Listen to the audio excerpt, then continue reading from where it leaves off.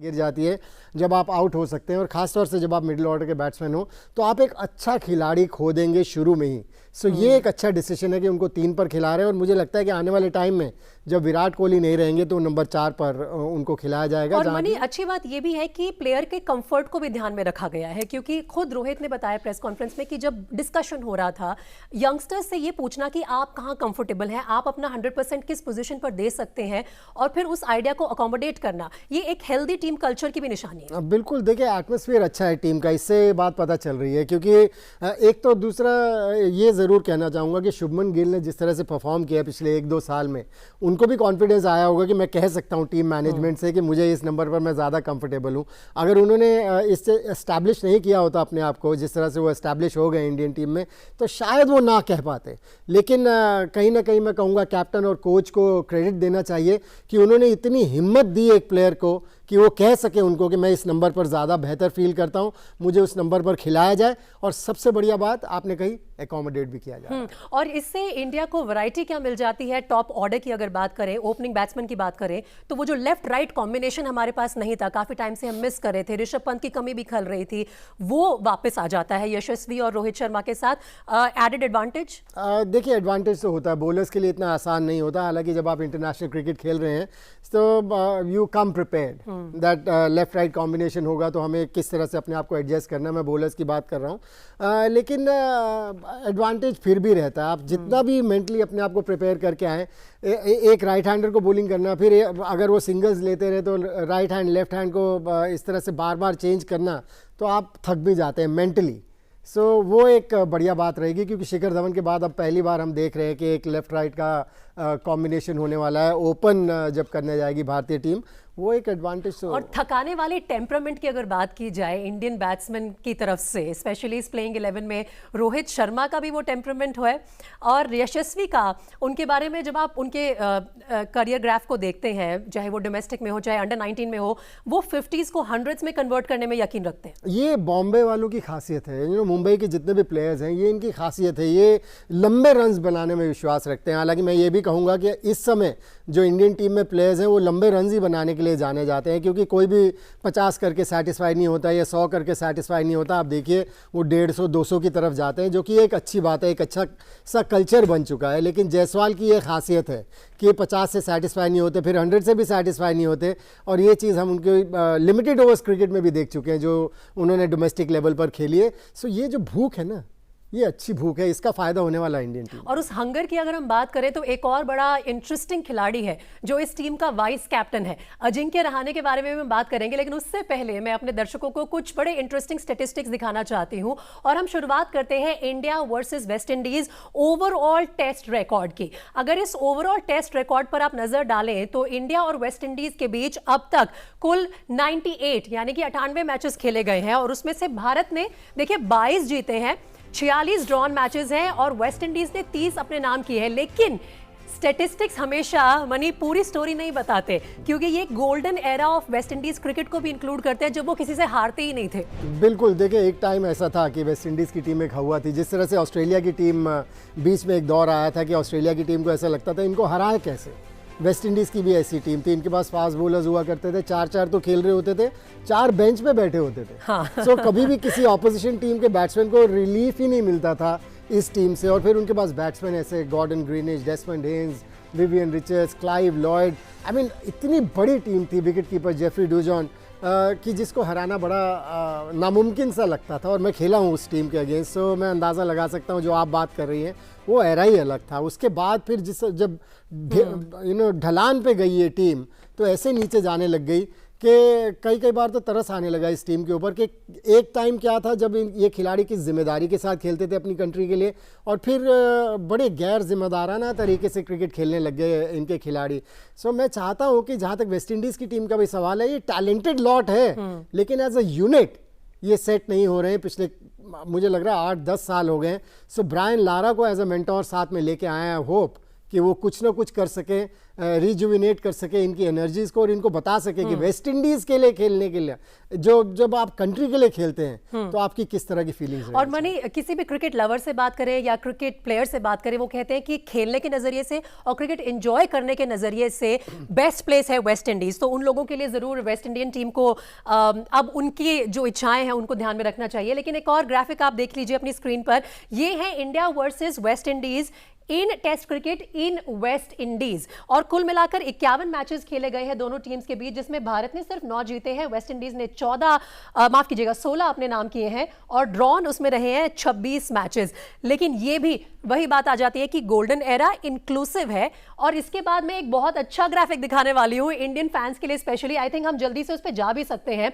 India versus West Indies in test cricket in last 10 years, वो graphic भी मैं आपको दिखाऊंगी और वो पूरी पोल खोल देते हैं, क्योंकि 10 साल जो पिछले गए हैं उसमें इंडिया ने 8 मैच जीते हैं, वेस्ट इंडीज ने अपने घर में भी एक भी मैच नहीं जीता है और 2 ड्रॉन रहे हैं। तो मनी ये है रियल स्टोरी दोनों टीम की, अगर स्ट्रेंथ्स और वीकनेसेस की बात की जाए तो। देखिए ये जो इंडियन टीम का ट्रांजिशन हुआ है, वो जो आदत पड़ गई है जीतने की, हर मैच जीतने की कोशिश रहती है, ये एक बड़ी अच्छी आदत है। और वेस्ट इंडीज़ का जैसे मैंने कहा कि ढलान पे जब जाना शुरू हुए तो फिर इनको ऊपर आने का रास्ता ही नहीं मिला। सो उम्मीद करूँगा, क्योंकि टैलेंटेड लॉट है, उम्मीद करूंगा कि एक यूनिट बने। और अब शायद वेस्ट इंडीज़ का बोर्ड जिस तरह से ब्रायन लारा को टीम के साथ जोड़ा है, इस तरह से बड़े बड़े प्लेयर्स को अपनी टीम के साथ जोड़े ताकि वो उनको रियलाइज़ करा सके कि उनसे उम्मीद क्या की जाती है। लेकिन बिल्कुल इन आंकड़ों से आप अंदाज़ा लगा सकते हैं कि इंडियन टीम कितनी स्ट्रांग हो गई और वेस्ट इंडीज़ की टीम कितनी वीक हो गई। और इसी के साथ एक और जो है स्टेटिस्टिक, वो है इस पर्टिकुलर वेन्यू का। डोमिनिका के विंसर पार्क में 6 साल से ज़्यादा समय से कोई भी टेस्ट मैच जो है वो होस्ट नहीं किया गया है। तो आज वहाँ पर पहला मुकाबला इस सीरीज़ का खेला जाने वाला है। और इस वेन्यू की अगर हम बात करें तो यहाँ पर एक मैच हुआ है दोनों टीम्स के बीच, वो इंडिया ने जीता है और वेस्ट इंडीज़ ने वो मैच हारा था। तो काफ़ी समय बाद मैंने इस वेन्यू पर मैच खेला जा रहा है। आपका कोई अपना एक्सपीरियंस है इस वेन्यू पर, इस ग्राउंड पर? देखिए, मैंने जितने भी मैचेस इस वेन्यू पर देखे हैं, मैंने एक चीज़ देखी है कि यहाँ पर एवरेज जो स्कोर फर्स्ट इनिंग स्कोर है वो 275 है और दोनों जो सेकेंड इनिंग्स, थर्ड इनिंग्स और फोर्थ इनिंग्स, जो दोनों टीमों की सेकेंड इनिंग्स है, उसका एवरेज स्कोर है 200। सो इससे अंदाज़ा लगा सकते हैं कि बॉलर्स के लिए हेल्प रहती है और बॉलर्स में भी स्पिनर्स के लिए हेल्प रहती है, जिसका मतलब यह है कि मुझे लगता है कि इंडियन टीम को ज़्यादा फायदा होने वाला है, क्योंकि जो हमारे पास 2 स्पिनर्स हैं अश्विन के और जडेजा के रूप में, इन दोनों के बीच लगभग ये 700 से ज़्यादा विकेट्स ले चुके हैं टेस्ट मैच क्रिकेट में। तो कॉम्बिनेशन क्या होगा हमारा आज का प्लेइंग 11 का? देखिए, 2 सीम बॉलर होंगे, 2 स्पिन बॉलर होंगे और एक ऑलराउंडर होंगे ठाकुर। सो 3 सीम बॉलर होंगे और 2 स्पिनर्स होंगे, ये कॉम्बिनेशन होगा, एक विकेट कीपर और बाकी फिर आपके 5 बैट्समैन। लेकिन लिबर्टी इंडिया के पास कहीं ना कहीं इस हद तक भी है मनी की, अगर आप रविंद्र जडेजा को देखें या फिर अश्विन को भी देखें, दोनों जब बैटिंग की बारी आती है तो कंट्रीब्यूट करने का मादा रखते हैं। अश्विन का रिकॉर्ड है इनके अगेंस्ट काफ़ी अच्छा, उन्होंने 50 की ज़्यादा की औसत से रन्स बनाए हैं वेस्ट इंडीज़ के विरुद्ध। और जहाँ तक मुझे याद आता है शायद 5 शतक भी हैं उनके नाम वेस्ट इंडीज़ के अगेंस्ट ही। तो हमारे दोनों लीड स्पिनर्स जो हैं ऑलराउंडर की श्रेणी में ही आते हैं। बिल्कुल, और जडेजा तो पिछले 3-4 साल से जिस तरह की बैटिंग कर रहे हैं, बिल्कुल बहुत बड़ा एडवांटेज है। आपके विकेट कीपर भी बैटिंग करते हैं जो कि नंबर 6 पर बैटिंग करने आएंगे, सो 7, 8 और फिर शार्दुल ठाकुर नंबर 9 पर भी आपके पास एक ऐसे बॉलर हैं जो बैटिंग में काफ़ी कंट्रीब्यूट कर चुके हैं टेस्ट मैच क्रिकेट में। सो इंडियन टीम काफ़ी कुशन्ड है, मैं कहूँगा। अगर शुरू में विकेट्स गिर भी जाएं, फिर भी अगर आपके पास नंबर 9 तक बैटिंग है तो आपको काफ़ी कंफर्टेबल पोजीशन में होना चाहिए मेंटली। तो चलिए अब हम बात कर लेते हैं विंसर पार्क पर ओवरऑल जो टेस्ट मैचेस खेले गए हैं उसका जो रिकॉर्ड है उस पर भी एक नज़र डाल लेते हैं। विंसर पार्क में इन टेस्ट क्रिकेट कुल मिलाकर 5 मैचेस खेले गए हैं, जिसमें से भारत ने 1 जीता है, वेस्ट इंडीज़ ने 3 अपने नाम किए हैं और 1 मैच यहाँ पर ड्रॉन रहा था। तो ये विंसर पार्क का ओवरऑल रिकॉर्ड है। और जैसा कि मनी ने भी अभी बताया कि फर्स्ट इनिंग्स का स्कोर जो है इस मैदान पर 275 के आसपास रहता है, तो बहुत डॉन्टिंग टास्क भी नहीं होगा। और ऐसे में मनी टॉस का कितना बड़ा रोल होता है? देखिए, टेस्ट मैच क्रिकेट में तो टॉस मेरे हिसाब से टॉस जीतें और आप पहले बैटिंग करें, वही आपका एजेंडा होना चाहिए, वही आपका एम होना चाहिए, क्योंकि जैसे जैसे मैच बढ़ता चला जाता है पिचेस डिटीरियोरेट होती चली जाती हैं। और यहाँ के रिकॉर्ड को देख के तो ये तो पता ही चलता है कि यहाँ की पिच सस्टेन नहीं कर पाती है 5 डेज़, अमूमन मैचेस 4 दिन में ख़त्म हो जाते हैं। सो ऐसे में टॉस जीतें, आप पहले बैटिंग करें, उसका एडवांटेज तो मिलेगा। चलिए, और अगर हम बात करें विंडसर पार्क के टेस्ट क्रिकेट रिकॉर्ड्स की तो उसके बारे में भी चर्चा करेंगे, लेकिन उससे पहले एक नजर डालते हैं पिच रिपोर्ट पर। पिच रिपोर्ट आ रही है विंडसर पार्क से। चलिए सीधा आपको दिखाते हैं कि ये पिच क्या ऑफर करने वाली है आज के मैच के लिए। First test in this multi-format series just about to begin. I'm out in the center. There's been quite a lot of rain about here in Dominica over the last few days or so. Fingers crossed we don't have too many interruptions. The last time these two teams played in Dominica, it was actually the first time a test match was played here, and that game ended in a draw. All the others have ended in a result, which suggests that it is a result-oriented venue. Alongside me, West Indies international women's cricketer Shakira. This pitch, what do you glean from it? First thing I see when I look at this pitch is there is a lot of moisture underneath the surface. I'll expect a lot of lateral movement for the seamers, especially in that first session. Not too sure if it's going to hold later on in the game, but the Pacers should be happy to have a ball first here. Yeah, wonderful overhead conditions, some moisture in the surface as she's mentioned there. First game in the World Test Championship cycle, a new cycle for both these teams. Points up for grabs. Who wants them? चलिए, तो ये report में नजर आ रहा है कि ये result oriented pitch है। तो ये क्लियर हो गया मनी कि चाहे 4 दिन में मैच खत्म हो, 5 दिन में मैच खत्म हो, ड्रॉन के चांसेस कम है। देखिए, ड्रॉ तो यहाँ होने वाला नहीं है। जिस तरह की पिच है, जो कलर दिख रहा था पिच का, उसमें मॉइस्चर तो काफ़ी दिख रहा है, और वो कह रहे हैं कि ओवरकास्ट कंडीशंस भी हैं। दोनों एक्सपर्ट्स कह रहे हैं। सो मुझे ऐसा लगता है कि दोनों कैप्टन जो मैदान पर जाएंगे टॉस करने के लिए, वो यही सोच रहे होंगे कि मैं टॉस हार ही जाऊँ, फैसला सामने वाला ही ले ले कि क्या करना है। क्योंकि देखिए, ये डबल एज स्वॉर्ड है। जब आप टॉस जीते हैं और पहले फील्डिंग करने का फैसला करते हैं, जैसे कि इंडिया की टीम ने किया था वर्ल्ड टेस्ट चैंपियनशिप में, और बड़ा क्रिटिसिज्म हुआ था उनका। सो ऐसे में अगर इस तरह का एटमॉस्फेयर हो, जहां बादल भी हैं, मॉइस्चर भी है सरफेस में, शुरू में दिख रहा है, और लैटरल मूवमेंट कह रहे हैं, बॉल स्विंग होगा, सीम होगा, ऐसे में कोशिश रहती है, लालच भी आ जाता है कैप्टन को कि टॉस जीत के पहले फील्डिंग कर लें। अगर सामने वाली टीम की 2-3 विकेट जल्दी गिरा दे तो प्रेशर बनाया जा सकता है। लेकिन यहाँ पर एक सवाल उस कॉम्बिनेशन पे बनता है जो आप प्रेडिक्ट कर रहे थे मनी, क्या कहीं ना कहीं लालच आएगा कि ज्यादा पेसर्स होने चाहिए आपकी साइड में? नहीं, ये गलती इंडियन टीम काफी टाइम से कर रही है कि 4-4 पेसर्स खिला रही है। मुझे ऐसा लगता है कि इंडियन टीम को हमेशा 2 स्पिनर्स खिलाने ही चाहिए। वर्ल्ड टेस्ट चैंपियनशिप में भी 2 स्पिनर्स खिलाने चाहिए थे आपको, क्योंकि आपने सेकंड इनिंग में देखा Jadeja, the way he was turning the ball, I think if R Ashwin was there probably the story could have been. उस पॉइंट पर भी बहुत क्रिटिसिज्म हुई थी। सर, एक और ग्राफिक आ गया हमारी स्क्रीन पर, जरा इस पर भी एक नजर डाल लेते हैं।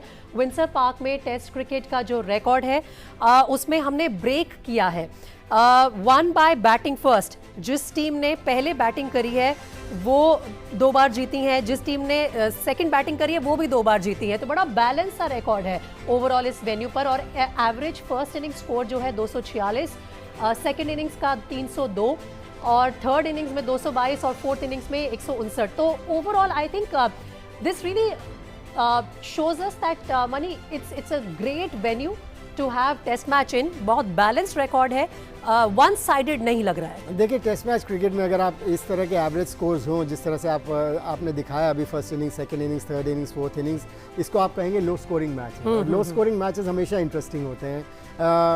सो मैं उम्मीद कर रहा हूँ कि ये भी मैच कुछ इंटरेस्टिंग इसी तरह का होगा, जहाँ पर कि किसी भी समय ये नहीं लगना चाहिए कि ये टीम तो जीत ही गई मैच। क्योंकि टेस्ट मैच जब आप देख रहे हैं और अगर आपको लगता है कि एक ही टीम जीत जाएगी, ये मैच आसानी से जीत जाएगी, तो फिर मज़ा नहीं आता है, और टेस्ट मैच क्रिकेट का वो जो फन है वो खत्म हो जाता है। तो चलिए, मनी ने एक और इंटरेस्टिंग बात कही कि कई बार टॉस हारने में आपका एडवांटेज होता है। टॉस में क्या हुआ, टॉस की रिपोर्ट आ रही है, आइए टॉस पर नजर डालते हैं। Last test tour and toss at this venue took place back in 2017. It's been a long time coming. I have the pleasure of ushering another toss and introducing the captains. Firstly, Rohit Sharma, captain of India, Craig Brathwaite, captain of the West Indies, and Jeff Crow, our match referee, who is here to witness the toss. Craig, you can do the honors. Heads. Call made. West Indies, Craig Brathwaite, you've won the toss. Tell me your decision and the rationale behind it. Where are we going to have a bat first? I just think the surface, generally looks a bit dry. A bit of moisture at the top, but, I think the first over is crucial for us to work hard as batsmen. Give me a little bit of detail about your preparation coming into this series. Well, we had a 10-day camp in Antigua, which I think went really well. Brian Lara was there again, so I think that was very good for our batsmen, especially the young the young batsmen. And you know, the guys put in a big effort. I think the Pacers had a good run, the spinners as well. We had a practice game amongst ourselves, so you know, it went really well. Last two World Test Championship cycles, West Indies placed 8th. For this new cycle, what messages have you drilled into your team as you start this period of play? Well, I think as we went through, you know, the cycle last time, we would have seen ourselves in good positions, and I just think the key is consistency. I think we got our own areas we need to improve on, you know, the batting and the bowling, and it's about putting that together, you know, for these 13 games in the cycle. And I just want the guys to be positive and believe in themselves, you know, as batsmen and obviously bowlers is just to be disciplined. Share details of your team for this test match. Are we going to see a son of the soil in that of Alec Athanaze make his test debut? Yeah, he'll be making his debut today. Out is Kurt McKenzie and Shannon Gabriel. So the two spinners in, Rakeem and Warrican. And then we have the medium pacer with two pacers, Alzari and Kimar. All the very best to you. Let's get Rohit Sharma in here. Rohit, welcome to the Caribbean. How's been your preparation leading into the series? Yeah, it's been good so far. We've been here for a while now. We started off with Barbados, played a practice game there. And then, yeah, it's been here. We've been in Dominica for the last 4 days. It's been good preparation for us, although rain played a bit of spoilsport for us. But I thought we were very well prepared for this test match, and we are looking forward to it. As was mentioned, it's a new World Test Championship cycle, of course, twice in the final before. What learnings are you going to take from those experiences that you would put in place to go one step further in this 2023-2025 cycle? Yeah, I mean, look, you know, the championship final is still a couple of years from now. The two cycles that we played some consistent cricket, which is why we played two finals. And this is something that we can take forward. We want to get better as a team. There's a lot of new guys in the squad as well. So hopefully, you know, we can get good perspective out of the last two cycles we've had, and yeah, this cycle will be no different for us. We want to keep getting better as a team, as individuals, and see what we can do in this cycle as well. Staying with new players in your team, we saw a couple of caps being presented. What are your expectations for those debutants in this test match? No, I just want them to enjoy. You know, they worked really hard to come here, and you know, playing the first test match, there can be a lot of nerves around. But it's our job to make sure that they feel comfortable on the pitch, on the ground, and they enjoy and they have a memorable experience over the next 5 days of Test cricket. You know, those guys have quite potential, you know, and I really hope that, you know, we can give them all the comfort, all the happiness they need on the ground for them to go and enjoy the game. Yeah, all the very best to all the debutants in this test match. Good luck to you and your team, Rohit. Thanks for your time. Thank you. Well, the news from the middle, the West Indies, they've won the toss and they will bat first. West Indies ने toss जीतकर पहले बल्लेबाजी करने का फैसला लिया है और मनी कह रहे थे कि कई बार विपक्षी टीम जो डिसाइड करे वो आपके पक्ष में जा सकता है। तो इस फैसले के बारे में पहले चर्चा कर लेते हैं। जिस तरह की पिच नजर आ रही है, जिस तरह की कंडीशंस हैं, पहले बैटिंग करने का फैसला क्या थॉट रहा होगा सर? देखिए, पॉजिटिव अप्रोच है, इसको पॉजिटिव अप्रोच कहते हैं कि कंडीशंस कह रहे हैं, वो भी कह रहे हैं कि पिच के ऊपर मॉइस्चर है, कंडीशंस भी इस तरह की है, उसके बावजूद they have decided to bat first, which goes to say that's the first indication that we are in a positive mode, we are going to play positive cricket. और इसका असर होता है सामने वाली टीम के ऊपर, क्योंकि रोहित शर्मा भी पीछे मैं देख रहा था टॉस जब हारे थे, एक स्माइल थी उनके चेहरे पर, जैसे वो एक रिलीफ होता है कि बर्डन हट गया कि मैं नहीं जीता ये टॉस और मुझे ये फैसला नहीं करना पड़ा कि क्या डिसीजन लेना है। जी, लेकिन एक फैसला आज लिया है रोहित शर्मा ने और वो है 2 टेस्ट डेब्यूटेंट्स आज के प्लेइंग 11 में शामिल होने वाले हैं। अब से कुछ देर पहले ये कैप, एक सेरेमनी होती है, टेस्ट कैप आप देते हैं एक डेब्यूटेंट को, वो कैप आज सौंपी गई है यशस्वी जायसवाल और ईशान किशन को। और मुझे बताया जा रहा है कैप दरअसल विराट कोहली ने इन दोनों यंगस्टर्स को सौंपी है। आज बड़ी जिम्मेदारी है और एक प्राउड मोमेंट होता है किसी भी क्रिकेटर के लिए अपनी कंट्री को टेस्ट मैचेस में रिप्रेजेंट करना। 21 साल के यशस्वी जायसवाल को on the basis of his performance in domestic cricket, on the basis of his under 19 performance आज ये मौका मिला है। ईशान किशन को भी इस मौके से नवाजा गया है और वो तस्वीरें जल्दी हम आपके सामने रखेंगे जिसमें इन दोनों डेब्यूटेंट्स को टेस्ट कैप आज सौंपी गई है। बीसीसीआई ने भी अपने ऑफिशियल ट्विटर हैंडल पर ये तस्वीरें जो हैं वो ट्वीट करके दोनों यंगस्टर्स को बधाई दी है। और जैसा कि टॉस के समय में पूछा गया था रोहित शर्मा से कि इन दोनों से आपकी क्या उम्मीद है, तो रोहित ने बड़े सिंपल शब्दों में as a very responsible and mature captain कहा कि मैं चाहता हूं ये दोनों बस जाएं और एंजॉय करें। देखिए विराट कोहली भी शुभकामनाएं देते हुए, हक देते हुए ईशान किशन और यशस्वी जायसवाल को जब ये टेस्ट कैप सौंपी गई, तो 2 डेब्यूटेंट्स हैं मनी आज की टीम में और they should just go and enjoy. That's the mandate from captain Rohit Sharma. ये होना भी चाहिए। आई थिंक ये अच्छा एटमॉस्फेयर क्रिएट करना बहुत ज़रूरी है। महेंद्र सिंह धोनी ने इस तरह का एटमॉस्फेयर क्रिएट किया था जिसकी वजह से उनको इतनी सक्सेस मिली थी, टेस्ट मैच क्रिकेट हो, चाहे वनडे क्रिकेट हो, चाहे T20 क्रिकेट हो। सो ये बड़ा ज़रूरी है कि कोई यंगस्टर, क्योंकि जब आप इंडिया के लिए खेल रहे हैं there so much of pressure, and to relieve them from that pressure it is very important to have that great atmosphere in the team, in the dressing room. और रोहित शर्मा ने बड़ी खूबसूरत बातें कही हैं कि ये बड़ा ज़रूरी है क्योंकि वो इस दौर से गुजरे हैं, उनको पता है कि किस तरह का प्रेशर होता है और क्या चल रहा होगा इस समय यंगस्टर के मन में, किस तरह से उनको मौका मिला इतनी परफॉर्मेंसेस देने के बाद आए हैं इंडियन टीम के लिए खेलने के लिए।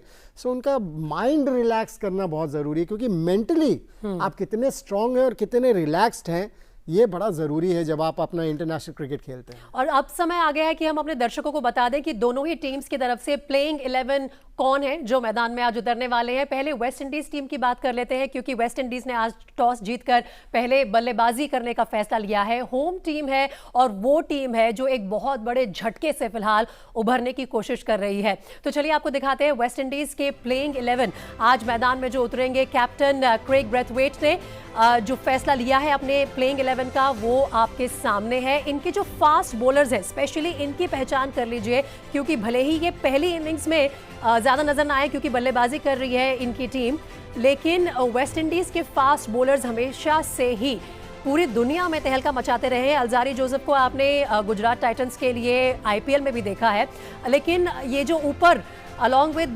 क्रेग ब्रेथवेट है तेज नारायण चंद्रपॉल, इनके पिता शिव नारायण चंद्रपॉल मनी, उन्हें भी हम सब ने परफॉर्म करते हुए देखा है और ये गजब की बात है कि दोनों भी शायद कभी साथ खेले। आप इस बात का जिक्र कर रहे थे। फर्स्ट क्लास क्रिकेट दोनों इकट्ठे खेले हैं। जी हाँ। तो ये है वेस्ट इंडीज के स्टार्टिंग 11 आज के मुकाबले के लिए। और अब बात करते हैं टीम इंडिया की।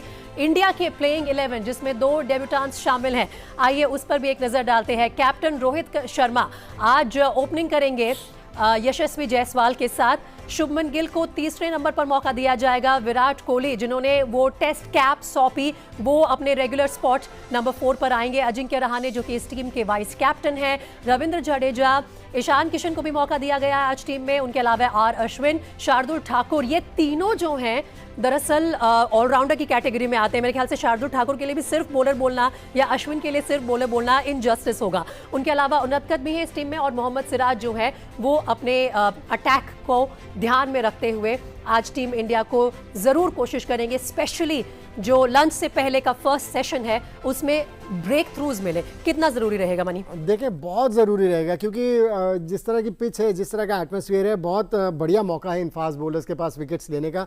और अच्छी बात यह है कि लेफ्ट राइट का कॉम्बिनेशन यहाँ भी है, केवल बैटिंग में नहीं है बॉलिंग में भी है क्योंकि उनतकट लेफ्ट हैंड से बॉलिंग करते हैं। और उनतकट का हमने देखा अभी बांग्लादेश में जब उन्हें एक मौका मिला था किस तरह का उन्होंने प्रदर्शन किया था। 12 साल के बाद इंटरनेशनल क्रिकेट में खेलने का मौका मिला और बेहतरीन एटीट्यूड के साथ खेले थे। सो ये एक एडवांटेज रहेगा इंडियन टीम के पास। उनतकट का एक्सपीरियंस रहेगा और सिराज का एटीट्यूड जिसकी हम बात पहले भी कर चुके हैं, बेहतरीन एटीट्यूड के साथ उन्होंने क्रिकेट खेली है अभी तक।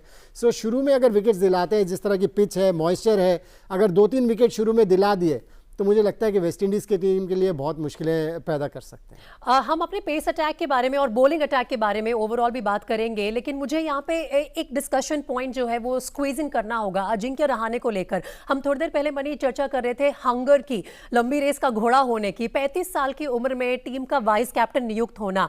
और आपको पता है कि आपको हर उस स्टेज पर परफॉर्म करना होगा, हर उस मौके पर क्लिक करके दिखाना होगा जो आपको दिया जाता है, नहीं तो अवधि बहुत ज़्यादा लंबी नहीं है। अजिंक्य रहाणे को मैं बड़ा क्रेडिट देता हूं क्योंकि देखिए 18 महीने टीम से बाहर रहे थे, उसके बाद वर्ल्ड टेस्ट चैंपियनशिप खेलने का मौका मिला क्योंकि श्रेयस अय्यर इंजर्ड थे, उसकी जगह उनको टीम में खेलने का मौका मिला। और जिस तरह का उन्होंने प्रदर्शन किया, एक इनिंग्स में 81 रन बनाए, दूसरी में 40 से ज़्यादा रन बनाए और फिर ये दोबारा से उनको टीम का वाइस कैप्टन बनाया गया है। सो ये बहुत बड़ा क्रेडिट जाता है और ये क्रेडिट सिलेक्टर्स को भी जाता है जो ब्रेव डिसीजन मैं कहूँगा। हालांकि इसका क्रिटिसिज्म बहुत ज़्यादा हुआ है कि एक खिलाड़ी जो 18 महीने से टीम में नहीं था एक मैच खेला, रन्स बनाया, आपने उसको दोबारा से वाइस कैप्टन बना दिया। लेकिन ये इज्जत बख्शी जाती है इंडियन टीम में, मैंने देखा है इंडियन जो सिलेक्टर्स हैं वो ये रिस्पेक्ट देते हैं अपने प्लेयर्स को। और शायद वो जो झटका लगा था 18 महीने बाहर बैठने का अजिंक्य रहाणे को, उसका फ़ायदा मिला है इंडियन टीम को, क्योंकि जिस तरह से आईपीएल में आके उन्होंने परफॉर्म किया, जिस तरह से फर्स्ट क्लास क्रिकेट खेली, उसमें उन्होंने रन्स बनाए, एक डबल 100 भी लगाया था जिसकी वजह से उनको टेस्ट मैचेस में वापस लाए। और देखिए क्या कहाँ पर उनको लाकर खड़ा कर दिया। सो उनके ऊपर भी बड़ी जिम्मेदारी होगी। एक बात होती है कि जब आप वापसी कर रहे हो इस तरह से इंटरनेशनल क्रिकेट में, वो प्रेशर उतना नहीं होता है क्योंकि ज़्यादा लोग एक्सपेक्ट नहीं कर रहे होते। लेकिन अब फिर से वही एक्सपेक्टेशंस वापस आ जाएंगी रहाणे से। देखने हैं कि लाइफ उसमें कम्स अ कितने फुल सर्कल। आई थिंक ये उनके लिए बहुत अप्रोप्रिएटली सेट हो जाती है लाइन, जहां तक अजिंक्य रहाणे की बात है।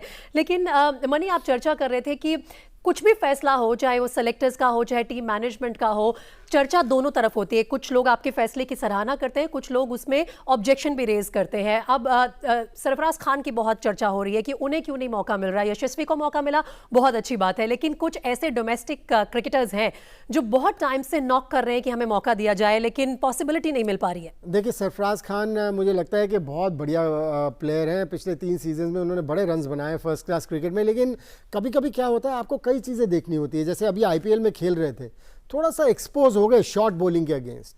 सो वो एक डिपार्टमेंट ऐसा है जहाँ पर उनको थोड़ी सी मेहनत करने की ज़रूरत पड़ेगी।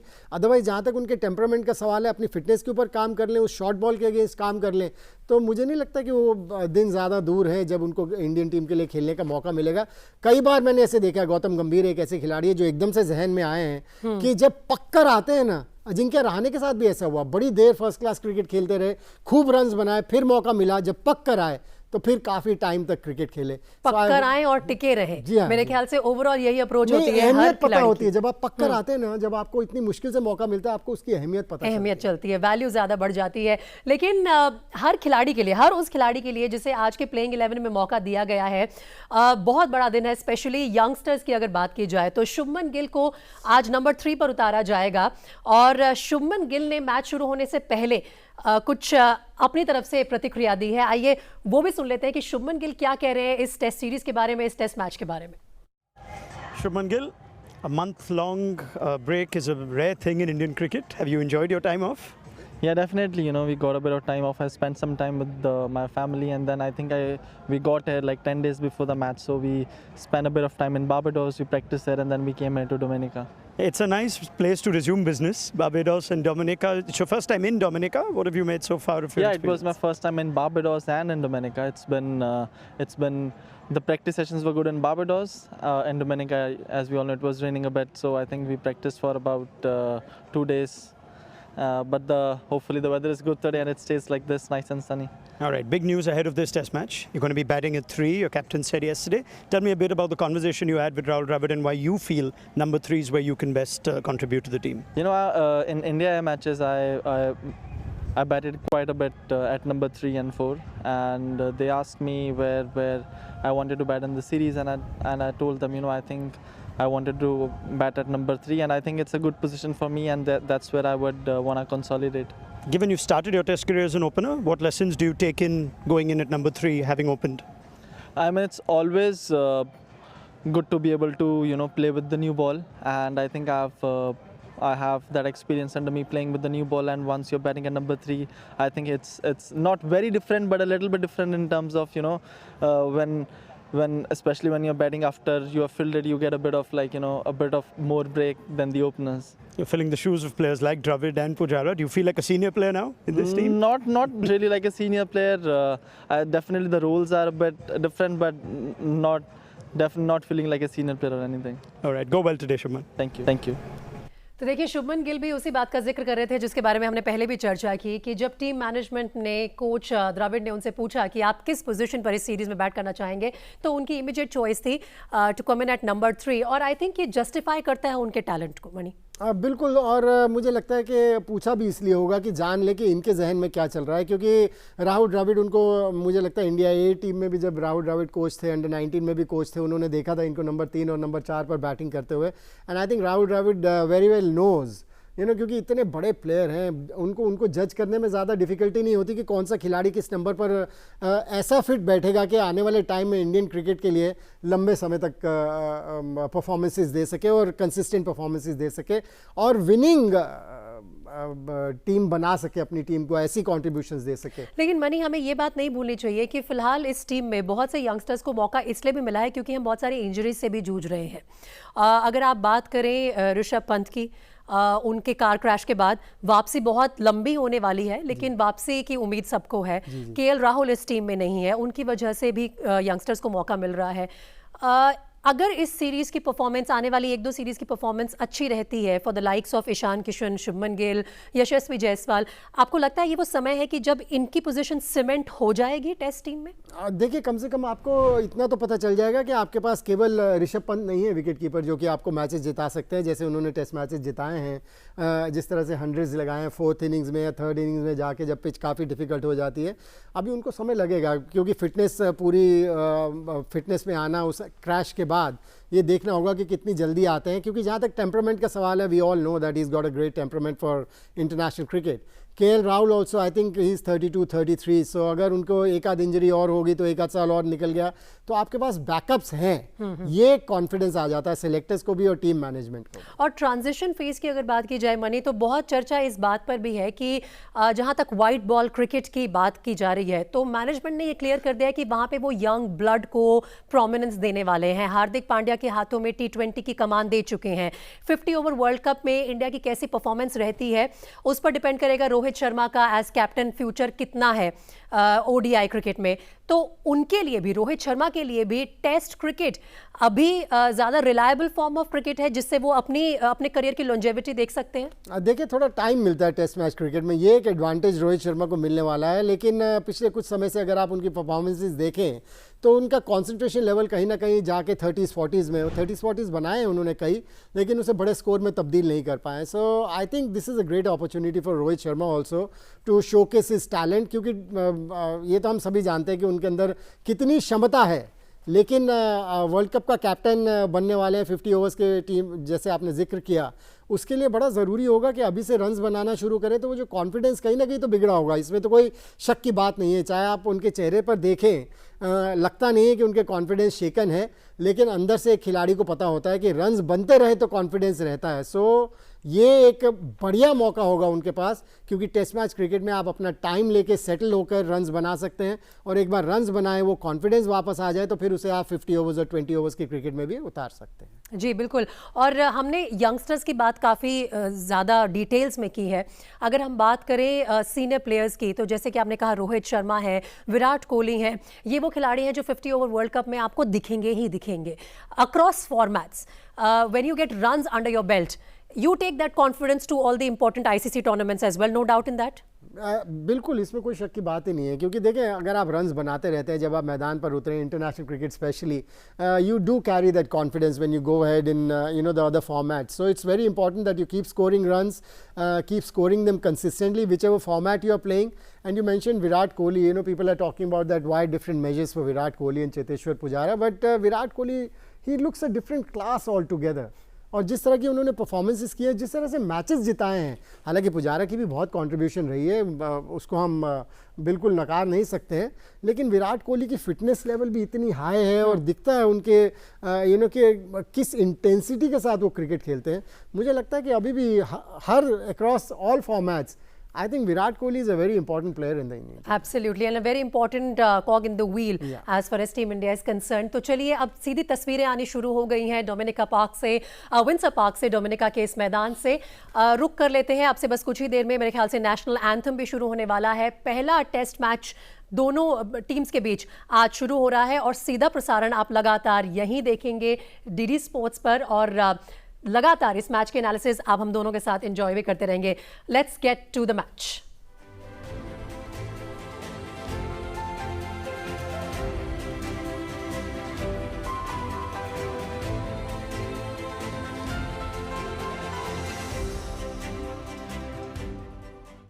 And now we will have the anthems. Ladies and gentlemen, please stand if you can for the anthems of Dominica, India and the West Indies.